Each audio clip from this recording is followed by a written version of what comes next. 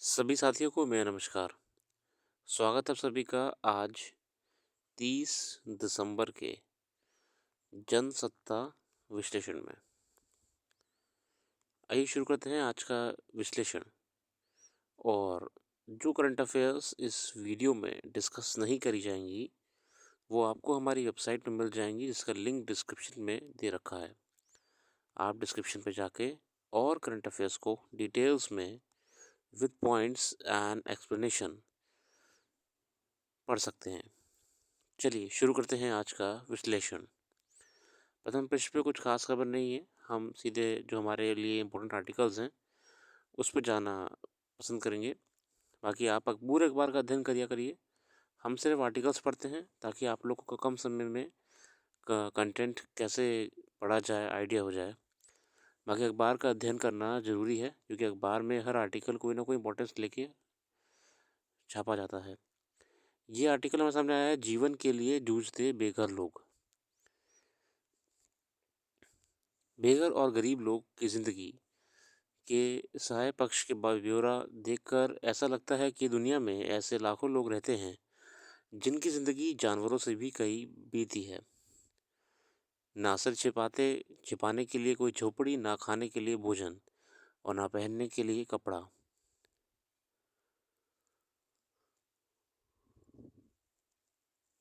भुखमरी और बीमारियों से लाखों की तादाद में लोग मरते हैं। इस वजह से हर साल हजारों लोग इस धरती पे चल बसते हैं। बेसिकली हम जानते हैं मेरे साथियों कि आवास ना होना या घर ना होना कितनी बड़ी समस्या है किसी मानव व्यक्ति के लिए। दुनिया के भूगोल में दक्षिण पूर्व में स्थित देश बुरुंडी, सियरा लियोन,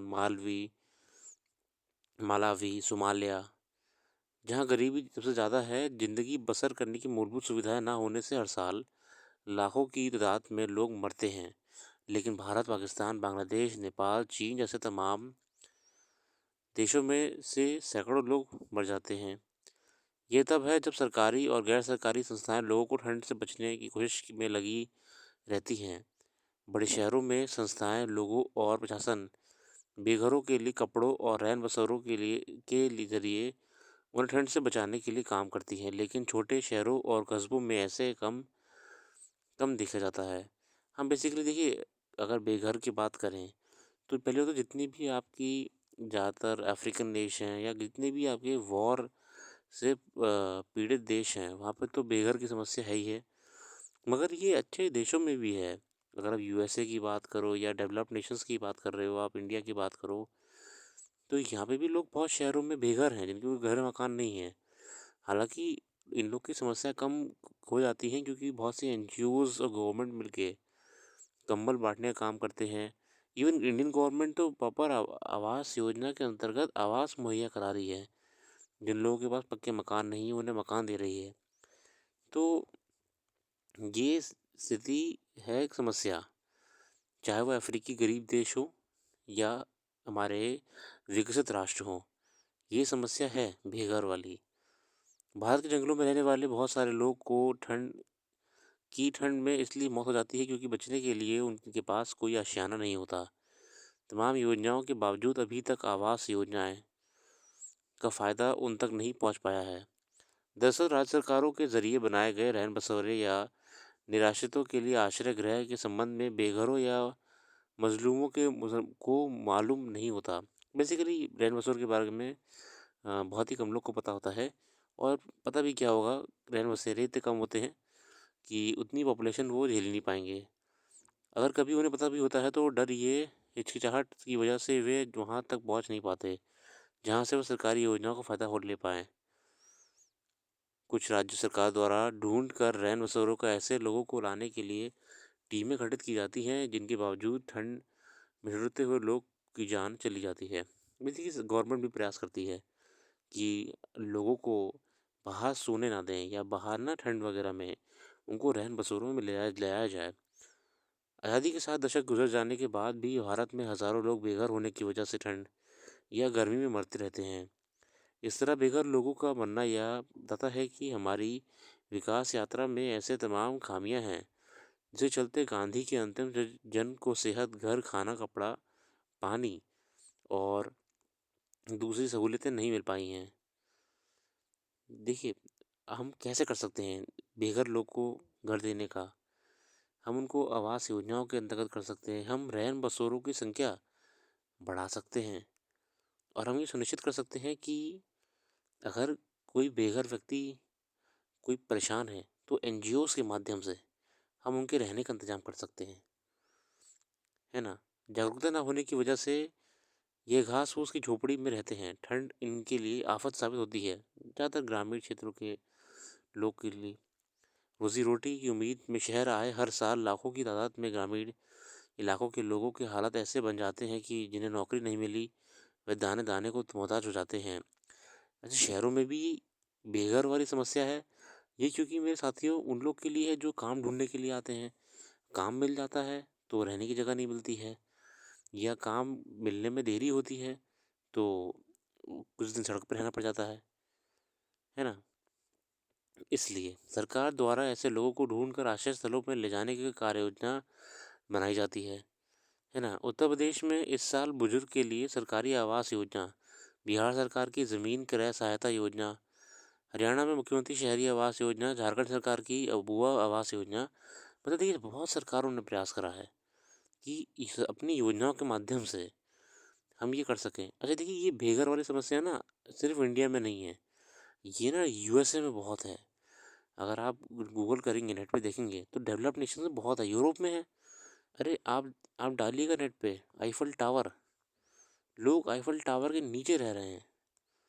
यूएसए में बेघर बहुत लोग हैं। यूएसए में लोग जो हैं आप डालिएगा, आप न्यूयॉर्क में डालिएगा, न्यूयॉर्क में लोग बहुत सड़कों पर रहते हैं, फुटपाथ पे सोते हैं टेंट लगा के, सड़कों पे रहते हैं। सियाटल में रिसेंटली केसेस आए थे, लोग सड़कों पर सोते हैं। तो ये डेवलप्ड हो या डेवलपिंग नेशन सब जगह ये समस्या है, जो कि एक ह्यूमन के लिए, मानव के लिए बहुत ही गलत चीज़ है। हमें हर किसी के रहने का इंतज़ाम करना चाहिए। अगर आप आवास योजना के अंतर्गत हर किसी को काम नहीं दे पा रहे हैं, तो आप ये प्रयास करें कि रैन बसेरों में उनके रहने का इंतज़ाम कर सकें। चलिए आगे देखते हैं।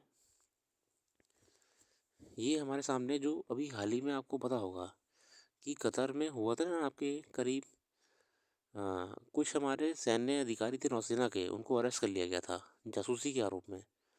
तो अभी उसको लेके खबर ये आई है कि कतर की जो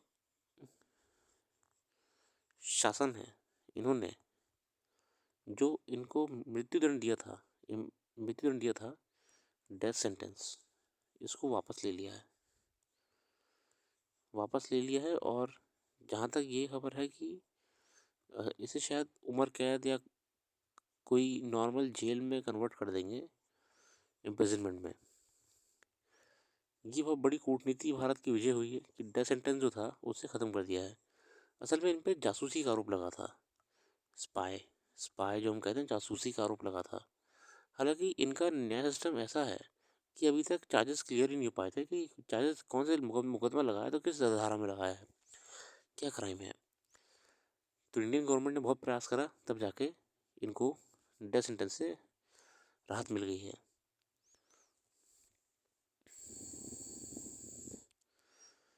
ठीक है ना?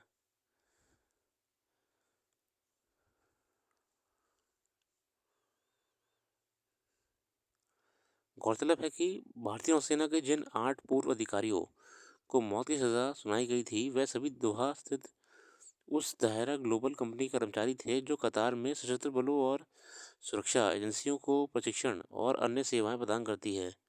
हालांकि इन अधिकारियों को अगस्त 2022 में एक पनडुब्बी परियोजना की जासूसी का आरोप में गिरफ्तार किया गया था, लेकिन कतर की ओर से आरोप कोई सार्वजनिक नहीं किए गए थे। इस दौरान 8 कर्मियों को जेल की 1 वर्ष से ज़्यादा रहने के बाद बीते अक्टूबर में प्राथमिक सुनवाई के बाद अदालत ने फांसी की सज़ा सुना दी थी। तो ये जासूसी के केस में अंदर गए थे और हालांकि अब इनके जो जासूसी के केस में जो इनको मौत की सज़ा सुनाई गई थी वो वापस ले ली गई है। आगे देखते हैं। पहाड़ की मुसीबत। हिमाचल प्रदेश में शिमला में भारी तादाद में लोगों की पहुंचने के पर्यटन के लिहाज से एक अच्छी खबर के तौर पर देखा सकता है। देखिए अभी न्यू ईयर का टूरिज्म टाइम चल रहा है ना, बहुत सारे लोग पहाड़ों पर जा रहे हैं। तो इससे कहीं ना कहीं होटलों की अर्थव्यवस्था, टूरिज्म में बहुत इजाफा हुआ है ना। बाकी ये इन त्योहारों के माध्यम से पहाड़ी अर्थव्यवस्था को बूस्ट मिल जाता है। बस हमको ध्यान ही रखना पड़ेगा कि हम पर्यावरण को साफ रखें, सुरक्षित रखें, हम गंदगी ना फैलाएं वहाँ पे जाके, और गवर्नमेंट ये इंश्योर करे कि जितने भी होटल्स हैं, मॉल्स हैं, वहाँ से अगर वेस्ट निकल रहा है तो प्रॉपर डिस्पोज ऑफ हो, ना कि वो नदियों को पोल्यूट करे। गवर्नमेंट को ये भी सुनिश्चित करना होगा कि हम मौज मस्ती के नाम पे जो वहाँ पे टूरिस्ट गए हैं वो पर्यावरण को नुकसान ना पहुँचाएं, है ना। जैसे कि बॉन फायर जलाते हैं, धुआं करते हैं, जंगलों में अननेसेसरी घूमते हैं, प्लास्टिक का कूड़ा फेंकते हैं, ये सब ध्यान देना पड़ेगा, है ना। इस समय तो पूरे पहाड़ी क्षेत्र में बुक चल रहे हैं 100%। मनाली मनाली आपके हो गए, लोग न्यू ईयर मनाने गए हुए हैं, तो फुल एंजॉयमेंट चल रहा है वहाँ पे। चलिए आगे देखते हैं।